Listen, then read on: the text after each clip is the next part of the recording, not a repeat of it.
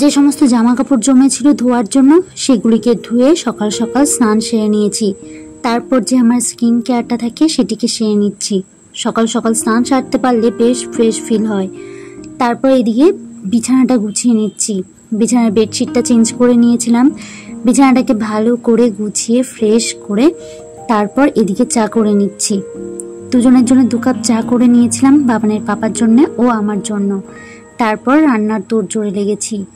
আজ বাবানের পাপা নিয়ে এসেছিল রুই মাছ, সেগুলিকে ভালো করে ধুয়ে পরিষ্কার করে একটু লবণ হলুদ দিয়ে ম্যারিনেট করে নিচ্ছি। ফার্স্টেই করেছিলাম কলমি শাক ভাজা, তারপর ছিল মাছের ঝোল ও মাছের তেল। মাছের তেল নিয়ে এসেছিল, সেটিকে পেঁয়াজ লঙ্কা দিয়ে কষিয়ে নিয়েছিলাম। মাছের ঝোলটা হয়ে গেছে, রান্নাবান্না সেরে নিয়ে রান্নাঘরে কিছু ক্লিনিংয়ের কাজগুলো সারছি।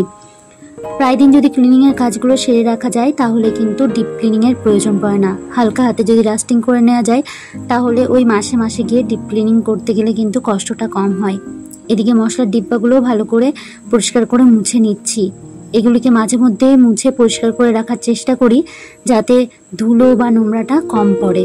যতটা পরিষ্কার পরিচ্ছন্নভাবে থাকতে পারবো বা যতটা হাইজিন মেনটেন করে চলতে পারবো ততটা নিজের জন্য ও নিজের শরীরের জন্য খুব উপকার। এদিকে এই পাশে যে র্যাকগুলি ছিল সেটিকেও পরিষ্কার করে নিচ্ছি। আজ তবে আসি।